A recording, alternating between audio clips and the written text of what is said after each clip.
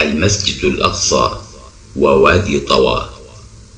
المسجد الأقصى الموجود في القدس بني في عهد عبد الملك بن المروان عام 72 هجري. أحاديث الإسراء والمعراج وكتابة صلوات النهار وضعت بعد بناء المسجد الأقصى في عام 72 هجري وتحويل الحج من مكة إلى القدس. 1. كتاب المغازي للواقدي، إذ يقول فيها: وانتهى رسول الله صلى الله عليه وسلم إلى جعيران ليلة الخميس ل5 ليالي خلونا من ذي القعدة، فأقام بجعيران 13.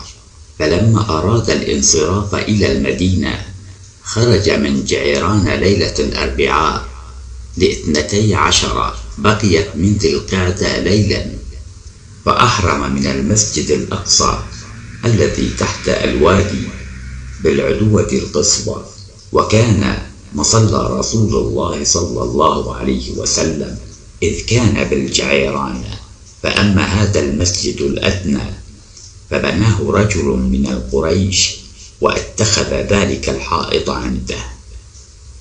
2.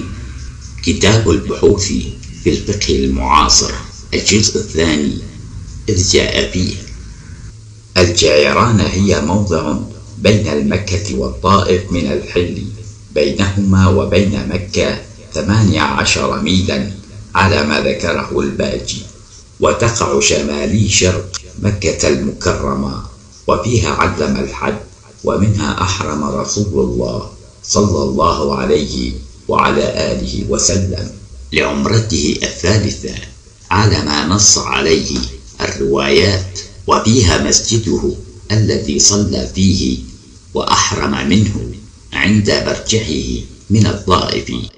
ويقع هذا المسجد وراء الوادي بالعدوة القصوى، ويعرف بالمسجد الأقصى لوجود مسجد آخر بني من قبل أحد المحسنين يعرف بالمسجد الأدنى. 3. جاء في حواشي الشرواني على تحفة المحتاج بشرح المنهاج، الجزء الرابع، الصفحة 50. اعتمر منها أي من جعران. قال الواقدي أنه صلى الله عليه وسلم أحرم منها من المسجد الأقصى الذي تحت وادي بالعدوة القصوى في ليلة الأربعاء ل12 بقيت من ذي القعدة. وقوله ثم أصبح أي ثم عاد بعد اعتماره إلى جعران فأصبح فيها، فكأنه بات فيها ولم يخرج منها. جاء في كتاب أخبار مكة وما جاء فيها من الأثر للأرزقي، الجزء الثاني، الصفحة 207. قال محمد بن طارق: اتفقت أنا والمجاهد بالجعران، فأخبرني أن مسجد الأقصى الذي من وراء الوادي بالعدوة القصوى مصلى النبي كان بالجعران. أما هذا المسجد الأدنى فإنما بناه رجل من قريش. 4. جاء في مسند أبي يعلى، الجزء 12، الصفحة 359، عن أم سلمة أنها سمعت رسول الله يقول: من أهل بحجة أو عمرة من مسجد الأقصى إلى المسجد الحرام غفر له ما تقدم من ذنبه وما تأخر، أو وجبت له الجنة.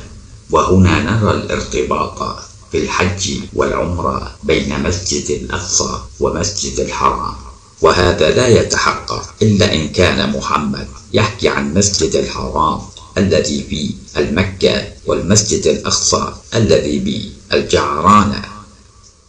5. الجعران هي موضع بين المكة والطائف من الحل، بينها وبين مكة 18 ميلا على ما ذكره الباجي، وتقع شمال شرقي مكة المكرمة. وفيها علم الحد، ومنها أحرم رسول الله صلى الله عليه وعلى آله وسلم لعمرته الثالثة على ما نص عليه الروايات.